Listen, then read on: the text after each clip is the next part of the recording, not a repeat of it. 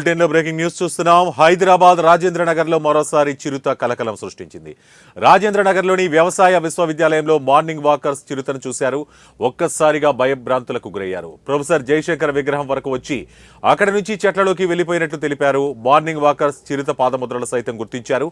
ఈ ఘటన తెలియడంతో విద్యార్థులు కూడా భయభ్రాంతులకు గురవుతున్నారు.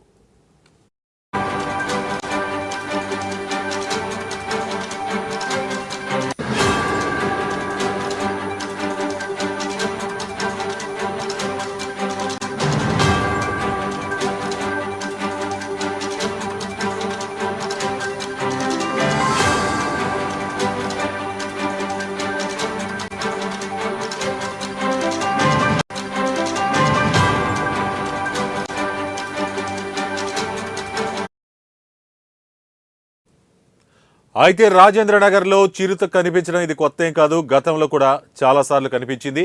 2020లో హిమయత్ సాగర్ వాలంటీర్ రీసెర్చ్ వ్యూమ్ హౌస్ దగ్గర ఆవులపై దాడి చేసింది. ఒక ఆవు దూడను పట్టి చంపి తింటున్న దృశ్యాలు అప్పట్లో కలకలం రేపాయి. యజమాని తన ఆవులను కాపాడుకునేందుకు డప్పు శబ్దం చేయడంతో చిరుతపులి పారిపోయింది.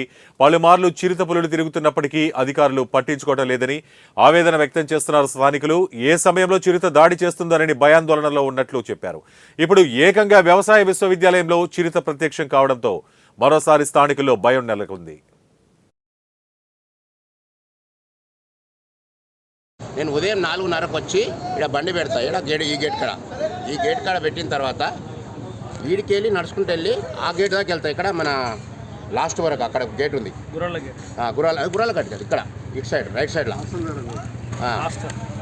హాస్టల్ దగ్గర గేట్ ఉంది. అక్కడ దాకా లాస్ట్ వరకు వెళ్ళి రిటర్న్ వచ్చి ఏం చేసి జరసేపు రెస్ట్ తీసుకుందామని ఆడ శంకర్ బొమ్మ ఉన్నది కదా, ఆ బొమ్మ కాడ ఏమైందంటే ఆ జయశంకర్ బొమ్మ కాడ ఏమైందంటే తొట్లు పెట్టారు. మొత్తం తొట్లు పెట్టిన దాని ఆపోజిట్లో నేను కూర్చున్నా. ఆడ కెమెరాలు కూడా ఉన్నాయి. ఇంకోటి ఆ డాంబర్ మిషన్లు అనేది ఆడ ఉన్నాయి. ఆడ డాంబర్ మిషన్ల కాడికి వెళ్ళి పక్కకి వెళ్ళి మెల్లగా వస్తుంది. అది అంటే ఏమో తిన్నది. అది దాన్ని చూసి నేనైతే భయపడ్డా. పులి అంటే ఎవరికైనా భయం,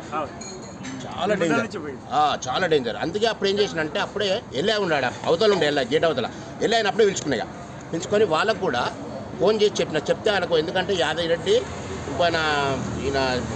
ఇంకా వేరే ఆయన అట్లా అక్కడ వెళ్ళిండు. ఆయన వెంబడి వెళ్తే అక్కడ కూడా చంద్రయ్య కూడా వెళ్ళిండు. ఆయన కూడా ఫోన్ చేసిన, ఎవరు ఫోన్ చేసి చెప్పిన అక్కడ పోకురని చెప్పేసి వచ్చి మళ్ళీ సెక్యూరిటీ లేపినాం. మళ్ళీ అందరం వచ్చి సెక్యూరిటీలో లోపడ్డారు కదా, వాళ్ళు లోపల పండుకున్నారు. కొద్దిసేపు పండుకుంటే లేపిన వాళ్ళందరూ లేపి చెప్పేసిన వాళ్ళకి అక్కడ ఫోన్ చేయకూడదు ఎవరికైనా, డేంజర్ కదా ఎవరికైనా.